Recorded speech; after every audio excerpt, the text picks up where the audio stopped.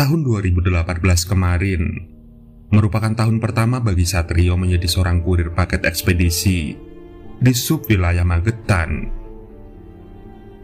Pekerjaannya itu membuat ia harus rela bekerja dari jam 7 pagi sampai dengan jam 9 malam, atau bahkan sampai sehabisnya barang kiriman yang harus diantar ke penerima. Satrio sendiri rupanya memang bukan orang asli Magetan. Ia dibesarkan di kota Semarang, dan saat menjelang kuliah, ia lebih memilih untuk hijrah ke kota tersebut, mengikuti jejak sepupunya, Gunadi. Setelah Satrio lulus pendidikan S1, rupanya ia masih belum mau pulang ke kota Semarang. Satrio lantas mencoba mencari-cari pekerjaan yang ada di kotanya saat ini.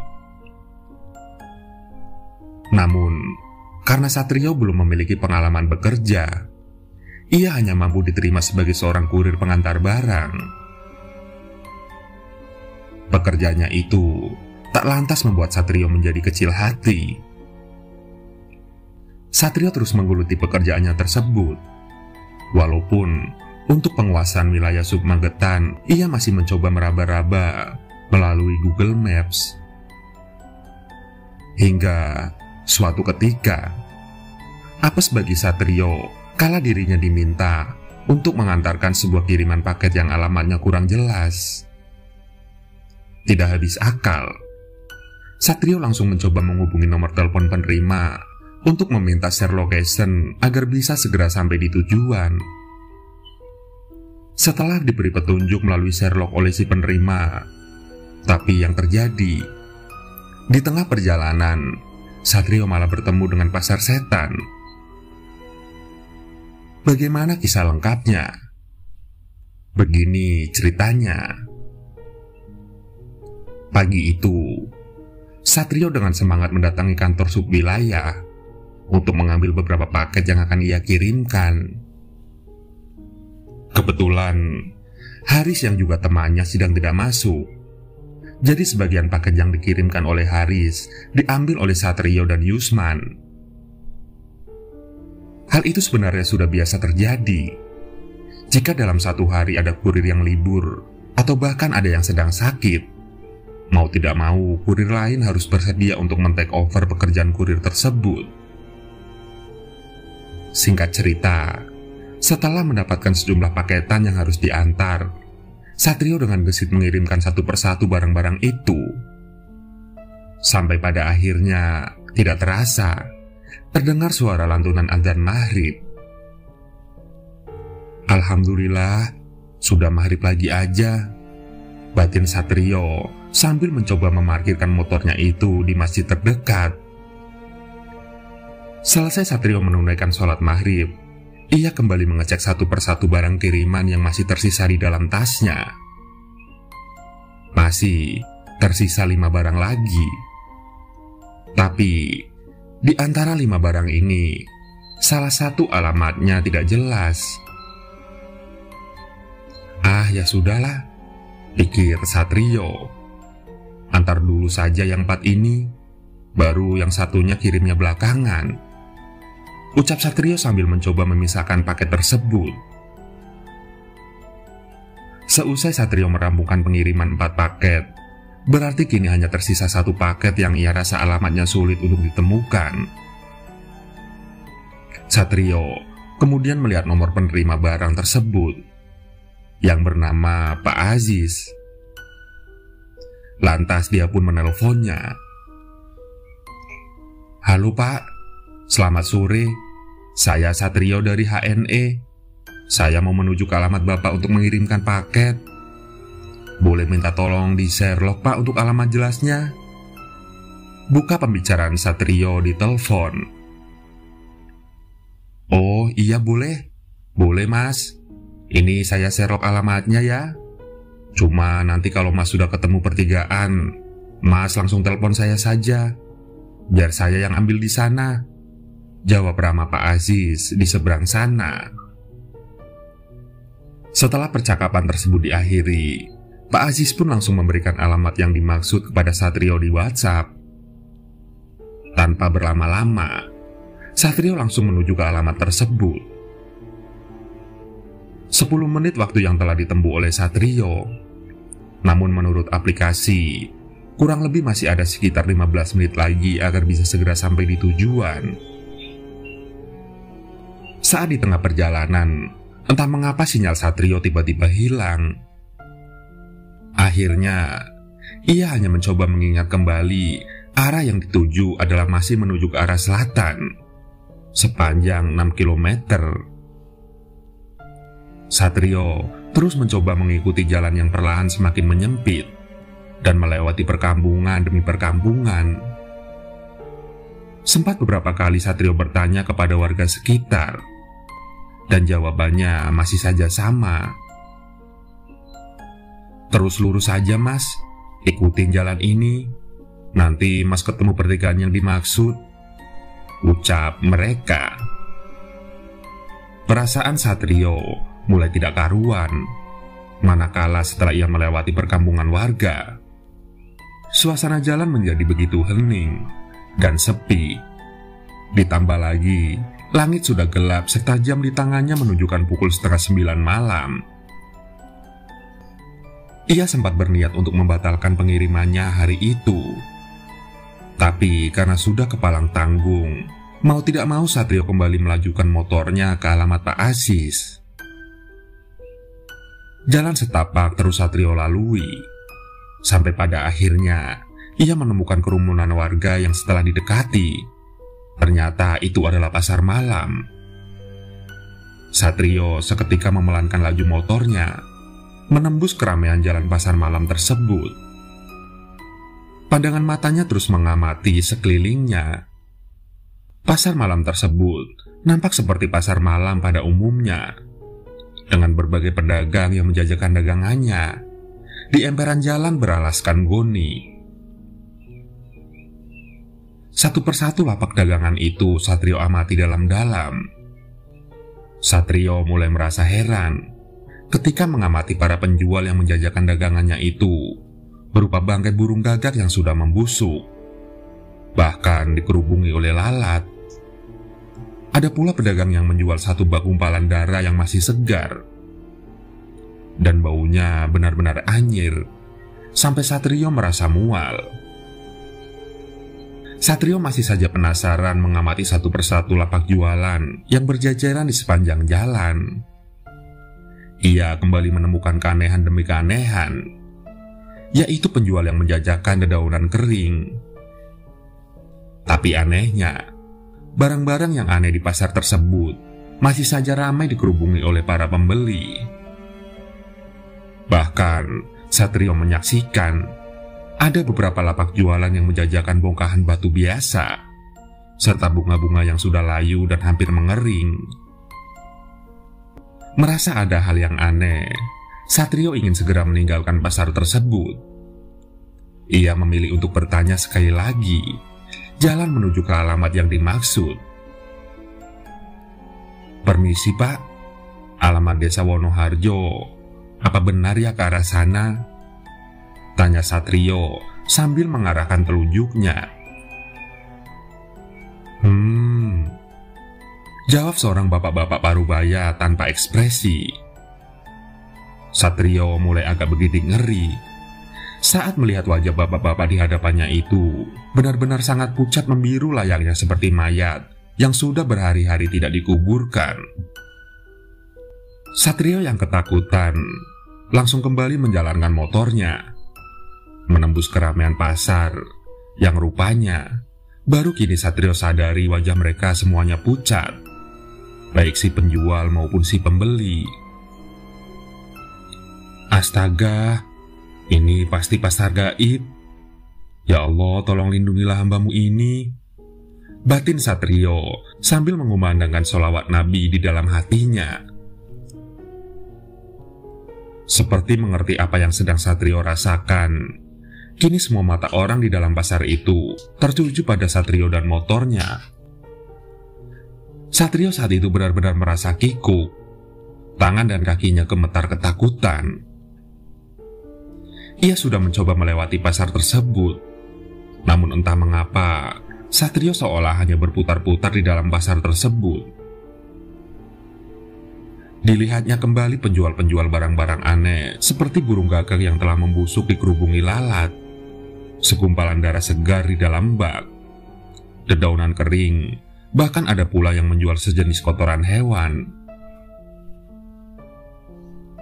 Di dalam kepasrahan, Satrio yang terus saja berputar-putar di dalam pasar tersebut, tiba-tiba ia dihampiri oleh seorang sesepuh yang berjanggut putih dengan memakai sorban dan pakaian serba putih. "Nak, kamu mau kemana? Kakek perhatikan kamu seperti orang kebingungan. Lagi pula, bagaimana kamu bisa sampai di sini?" tanyanya lembut. Anu kek, saya mau ke desa Wonoharjo, mau mengantarkan paket ini, tapi malah nyasar sampai ke sini, jawab Satrio dengan tubuh yang masih penuh dengan keringat dingin dan gemetar ketakutan. "Oh, begitu. Baiklah. Kalau kamu mau keluar dari tempat ini, kamu harus membeli dulu salah satu barang yang dijajakan di sini. Setelah kamu membeli barang tersebut, segera buang sejumlah uang koin yang ada di saku celanamu sebagai bentuk mengakhiri kegiatan transaksi jual beli.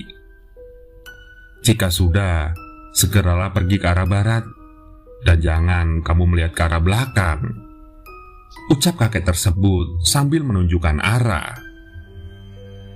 Sebenarnya Satrio heran, karena menurut Google Maps, ia harusnya masih saja lurus mengikuti jalan ke arah selatan. Tapi karena sudah kadung dirinya ini ketakutan dan ingin segera sampai di tujuan, Satrio pun mau tidak mau harus mengikuti arahan kakek tersebut. Satrio segera menghampiri lapak pedagang yang menjual bongkahan batu dan mengeluarkan beberapa koin recehan. Lalu dengan cepat melajukan kembali motornya mengikuti jalan setapak yang mengarah ke barat, atas arahan si kakek. Baru beberapa meter Satrio meninggalkan pasar tersebut, ia tidak sengaja melihat melalui spion motor jika di belakangnya tadi adalah kuburan. Dan bahkan nampak sosok siluet bayangan putih seperti pocong yang berdiri berjajaran membelakangi Satrio. Beruntung, Satrio yang panik tidak sampai terjatuh dalam mengendalikan motornya, walau beberapa kali ia tidak sengaja menabrak patok makam di depannya. Mas, sini mas." Tiba-tiba terdengar suara lelaki mendekati Satrio. Satrio seketika menolehkan wajahnya, dan nampak dari seberang seorang lelaki sedang membawa senter. "Maaf, Mas kurir dari HNE bukan?" tanya lelaki itu heran. "Iya pak, betul. Jangan-jangan ini Pak Ajis ya?" tanya Satrio balik dengan nada memburu. "Loh, Mas kok wajahnya pucat sekali? Apa lagi sakit? Ayo mampir dulu ke rumah saya," jawab Pak Ajis. Satrio yang sudah benar-benar lemas ketakutan hanya bisa menganggukkan kepalanya mengikuti Pak Ajis menuju ke rumah beliau. Sesampainya di sana, Satrio langsung disuguhkan secangkir teh manis hangat oleh istri beliau. Setelah keadaan Satrio mulai tenang, perlahan Satrio pun menceritakan kembali pengalamannya barusan kepada Pak Ajis dan istrinya. "Oh alah, bener toh bu dugaan bapak? Pasti masnya ini diganggu lagi sama penunggu makam tua itu," ucap Pak Ajis memberi isyarat kepada istrinya. Istri Pak Ajis pun menceritakan jika di perbatasan desanya itu memanglah dikenal singit akibat adanya makam tua yang sudah terbengkalai. Untuk asal-usulnya sendiri, hanya desas-desus yang beredar jika makam tersebut berasal dari abad ke-18 Masehi dan sudah tidak terurus. Kini, warga pun telah memiliki TPU lain yang letaknya ada di bagian sudut desa. Hal tersebut membuat makam tua itu semakin tidak terjamah oleh warga. Hanya sesekali dalam setahun, para warga desa saling berbondong-bondong untuk membabat rumput liar dan membersihkan makam ala kadarnya. Sang istri pun menjelaskan jika anaknya yang berada di kota mengirimkan sejumlah paket yang berisi obat-obatan untuk dirinya karena dia sering sakit-sakitan. Sebenarnya belum lama ini ada peristiwa yang lebih menyeramkan yang dialami seorang kurir, bahkan sampai pingsan akibat terjebak di tengah makam itu. Belum lama ini, sekitar 2 hari yang lalu mungkin, ada loh mas, kurir HNE juga yang disasarin sama makhluk gaib kuburan tua itu. Namanya kalau tidak salah itu Mas Haris deh. Dia ditemukan pingsan pas pagi harinya di tengah kuburan. Saat ditanya, menurut masnya itu ia juga sama seperti Mas Satrio kalau melihat adanya pasar di sana. Tapi yang jadi pembeda adalah yang Mas Haris lihat. Semuanya nampak seperti pasar pada umumnya, yaitu menjual berbagai macam sayur-sayuran, daging, pakaian, dan lain-lain. Mas Haris kemudian tergiur membeli salah satu benda yang dianggap bagus, yaitu semacam pajangan antik yang terbuat dari bahan kayu. Benda itu langsung dimasukkan ke dalam plastik, dan Mas Haris langsung pergi mengendarai motornya. Baru beberapa saat, tercium bau menyengat dari plastik tersebut. Dan setelah dibuka, betapa terkejutnya dia ketika melihat ada sepotong kepala manusia berlumuran darah, dengan matanya mendeling menatap tajam Mas Haris. Di saat yang bersamaan pun, Mas Haris mendengar tawa lenggingan kuntilanak yang menggema, dan seketika membuat Mas Haris jatuh pingsan. Mendengar cerita dari istri Pak Aziz, seketika bulu kuduk Satrio bergidik. Ia membenarkan jika ada temannya yang bernama Haris, dan bahkan hari ini Haris sampai tidak masuk kerja karena sakit. Satrio menduga jika penyebab Haris tidak masuk kerja bisa jadi karena dirinya sawanen melihat kepala buntung. Pak Aziz kemudian menimpali, "Makanya mas, tadi saya WA Mas Satrio untuk tunggu saja di pertigaan, biar saya yang ambil pakainya di situ. Takutnya ya terjadi lagi masalah seperti Mas Haris." Ternyata bener toh kejadian lagi. "Oh ya mas, nanti pulangnya biar saya antar saja sampai di pertigaan. Nah dari pertigaan itu mas tinggal lurus saja, ikutin sampai melewati 2 desa barulah sampai di jalan utama." Sebelum Satrio pulang, ia diberi pesan oleh Pak Aziz dan istrinya, jika nanti Mas Satrio ataupun ada kurir lain dari HNE yang ingin mengantarkan paket ke desa ini, sebaiknya sebelum jam 5 sore. Selain itu, beberapa jaringan sinyal di sini pasti tidak akan berfungsi, kecuali kartu simpati. Jadi wajar saja jika tiba-tiba sinyal Mas Satrio hilang, karena memang letak desa ini yang cukup terpencil, ujar mereka. Satrio pun menganggukkan kepalanya. Berkali-kali dia mengucapkan terima kasih pada Pak Aziz yang sudah mau memberikan tumpangan untuk menenangkan hatinya.